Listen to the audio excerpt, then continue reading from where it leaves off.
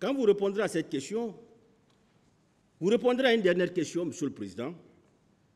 Est-ce que le supérieur hiérarchique en a référé aux autorités compétentes aux fins d'enquête? Je sais qu'on va venir se taper la poitrine, Monsieur le Président, pour dire qu'on a mis en place une commission d'enquête. J'ai dit tout à l'heure qu'on a des reproches à faire par rapport au rapport qui est sorti de cette commission-là. Et lorsque vous lisez ce rapport-là, Monsieur le Président, le rapport de la commission d'enquête nationale, à la page 5, le paragraphe 5 de la page 3, il est dit ceci: l'ordre des avocats, la chambre des notaires, la chambre des huissiers, les forces vives, les représentants des syndicats et organisations de la société civile et les organisations de défense des droits de l'homme, pour des raisons qui leur sont propres, n'ont pas envoyé de représentants à la commission. Ça veut dire, Monsieur le Président, que les avocats ont été contactés, puisqu'ils n'ont pas confiance en cette commission-là. Ils ont refusé d'envoyer des représentants. Ils ne peuvent pas venir invoquer ça devant vous ici, Monsieur le Président. Ils ont été invités à prendre part aux travaux de la commission. Ils ont refusé d'y aller. C'est ressorti dans le rapport. Ils ne viendront pas nous parler de ce rapport-là ici, Monsieur le Président. Vous n'allez pas les écouter. Parce que tout simplement, eux-mêmes, ils n'ont pas eu confiance en cette commission-là, qui a produit un rapport, Monsieur le Président, qui reste à désirer parce que, également, le rapport-là ne mentionne même pas le contenu des auditions des 4 chauffeurs du train militaire. Les 4 chauffeurs qui avaient transporté les corps, Monsieur le Président. Général Sarou est venu nous dire ici qu'il avait mis ces 4 chauffeurs-là à la disposition de la commission. Mais quand vous lisez le rapport de la commission, vous ne verrez pas une seule audition de ces chauffeurs-là. Pourquoi on a soustrait les auditions, Monsieur le Président?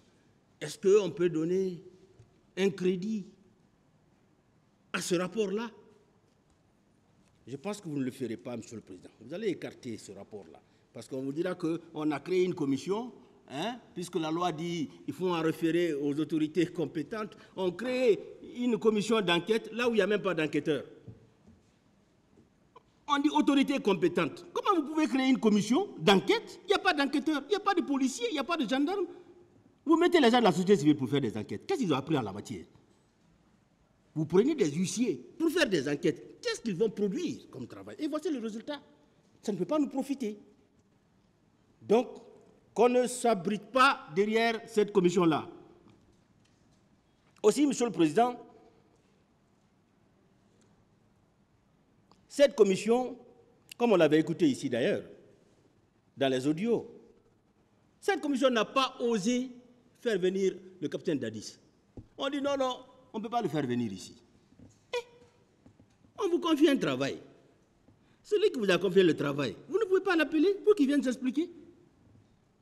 Il voulait même se rendre dans la présidence là-bas pour aller l'entendre là-bas, Monsieur le Président. Qu'est-ce que ça allait donner? On a écouté ça ici dans les audios, Monsieur le Président. Aussi, quand vous lisez le rapport, la conclusion, on vous dit le seul responsable, c'est Toumba et ses hommes. Point. Aucune autre responsabilité n'est retenue. Vous lisez le rapport, Monsieur le Président, du début à la fin. La dernière phrase, c'est ça. C'est Toumba et ses hommes. Personne d'autre. Donc, ce rapport-là, Monsieur le Président, qu'on ne vienne pas vous dire ici qu'on a mis en place une commission d'enquête. Cette commission-là d'enquête, Monsieur le Président, n'avait pas sa raison d'être parce que, simplement, elle n'a pas rempli toutes les conditions. Aussi, Monsieur le Président, ce qu'il faut comprendre en matière de responsabilité du supérieur hiérarchique, c'est que le président Dadis dit « Non, moi, je n'ai donné d'ordre à personne, je n'ai envoyé personne. » Et c'est là où il y a infraction. Quand vous vous arrêtez pour dire « Je n'ai envoyé personne, je n'ai donné d'ordre à personne », c'est là où il y a infraction. Parce que la responsabilité de commandement, on sanctionne quoi? L'omission. La commission, mais aussi l'omission ou la négligence. Vous avez été informé. Quelles sont les dispositions que vous avez eu à prendre pour éviter ce qui est arrivé? Absolument rien. Rien n'a été fait, Monsieur le Président, pour éviter ces atrocités-là. Et je le disais la fois dernière, quand on parle de responsabilité de commandement, ce n'est pas seulement le chef qu'il faut voir. Tous ceux-là qui ont, même un peloton, même 2 soldats, sont considérés comme étant des chefs militaires ou des chefs hiérarchiques. Et la responsabilité de commandement, c'est une responsabilité individuelle. Ce n'est ni une responsabilité du fer d'autrui ou une responsabilité d'emprunt. C'est que votre subordonné est allé commettre des faits dont vous êtes responsable. Voici ce que ça veut dire. Donc, il ne s'agit pas de dire, non, écoutez, je n'ai envoyé personne. Non, d'ailleurs, je n'étais pas. Alors que, Monsieur le Président, on va en parler tout à l'heure, presque chacun d'eux était sur le terrain. Chacun d'eux était sur le terrain. Parce que si vous prenez, par exemple, le cas de M. Dadis, c'est un des éminents avocats qui nous a raconté ça ici, comment il a utilisé l'issue de secours, comment il s'est fait transporter dans un véhicule banalisé par PIVI, comment il s'est retrouvé à Marokana. Ça a été dit ici par un conseil, par un des avocats de la défense, pour aller savoir réellement, à partir de Marokana, qu'est-ce qui se passait au stade. Aussi, Marcel est venu nous dire ici, effectivement, le président Dadis était sorti. Quand je suis allé, j'ai trouvé le dispositif à Madina. Dès que j'ai vu ce dispositif-là, j'ai compris qu'il était là. À Marokana, il a dit, le témoin Touré l'a dit, Toumba a dit que Dadis était sorti. C'est pourquoi j'ai dit tout à l'heure, si au procès de Nuremberg, les gens ont été condamnés à des peines capitales et ils n'ont pas été sur le terrain, ceux-ci étaient sur le terrain, Monsieur le Président. Aussi, quand vous prenez Colonel Tcheboro, là, on n'en parle pas. Il était là. Il était présent, pour ne pas dire que c'était le chef des opérations. Toutes les victimes presque qui sont passées ici ont parlé de lui. Et lui-même, au cours de son interrogatoire, il a dit comment le président Dadis appelait Sidia, le président Sidia, il était à côté.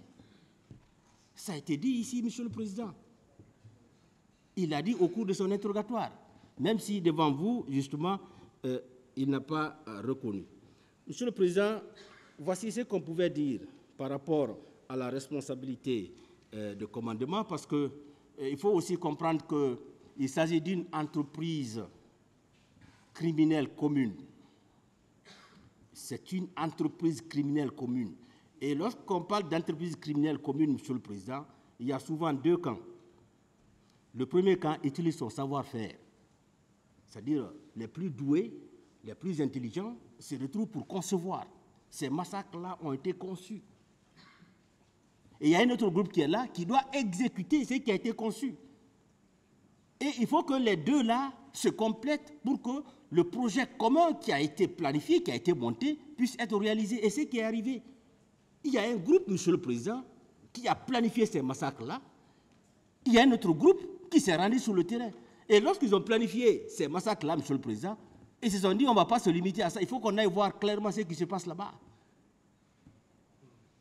C'est ça la vérité, Monsieur le Président. Et c'est ce qui va nous amener dans l'imputabilité. On en a parlé tout à l'heure. L'imputabilité, Monsieur le Président, c'est le fait d'attribuer la responsabilité d'un fait à une personne. Une personne qui a agi en pleine connaissance de cause, Monsieur le Président, c'est de lui faire comprendre qu'effectivement, elle a commis des faits qui sont prévus et punis par la loi.